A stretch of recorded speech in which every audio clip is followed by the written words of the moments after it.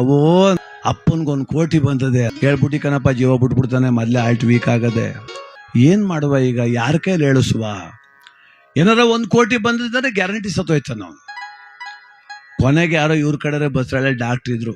ಡಾಕ್ಟ್ರೇ, ನಮ್ಮ ಅಪ್ಪನ್ಗೆ 1 ಕೋಟಿ ಪ್ರೈಸ್ ಬಂದದೆ, ಏನಾರ ಬಂತು 1 ಕೋಟಿ ಅಂದ್ರೆ ಎದೆ ಹಿಡ್ಕ ಸತ್ತೋಯ್ತಾನ ಗ್ಯಾರಂಟಿ. ಹೆಂಗೆ ಹೇಳುದು? ಕರ್ಕೊಂಡ್ಬಂದ್ಬಿಡು ಸಾಯಂಕಾಲ ನಿಮ್ಮ ಅಪ್ಪನ್ನ, ನಾನು ಹೇಳ್ತೀನಿ. ಕರ್ಕೊಂಡು ಹೋದ. ಏನಿಲ್ವಲ್ಲ, ಯಾಕಲ್ಲ ಮಗ ಅಂದೆ ಅವ್ನು. ಬಾಪ BP ಚೆಕ್ ಮಾಡಿಸ್ಕೊಂಬರುವ ಅಂತ ಕರ್ಕೊಂಡು ಹೋದ. ಚೆಕ್ ಮಾಡ್ತಾ BP ಚೆಕ್ ಮಾಡ್ತಾ, ಏನ್ ಸ್ವಾಮಿ ಸಮಾಚಾರ, ಹೆಂಗದೆ ಜೀವನ ಅಂದ್ರು. ನಮ್ ಜೀವನ ಗೊತ್ತಿಲ್ವ, ರೈತರ ಜೀವನ, ಬಡತನದಲ್ಲೇ ಹುಟ್ಟಿ ಬಡತನದಲ್ಲಿ ಸಾಯ್ತಾವಿ. ಇರ್ಲಿ ಬನ್ನಿ, ಹಣೆ ಬರ್ ಚೆನ್ನಾಗಿರೋ ನಿಮ್ಗೂ ಲಾಟ್ರಿ ಹೊಡಿತದೆ ಅಂತಂದ್ರು ಡಾಕ್ಟ್ರು. ಅಯ್ಯೋ, ಯಾವ ಲಾಟ್ರಿ ತಗಪ್ಪ, ನಾನು ತಗಟ್ಲೆ, ಅವನಿಗೆ ಯಾವತ್ತು ಹೊಡೆದಿಲ್ಲ ಕಣ ಅಂತ.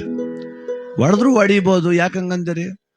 ಈಗ ಅಕಸ್ಮಾತ್ ನಿಮ್ಗೆ 20 ಲಕ್ಷ ಲಾಟ್ರಿ ಹೊಡೆದ್ರೆ ಏನ್ ಮಾಡಿರಿ?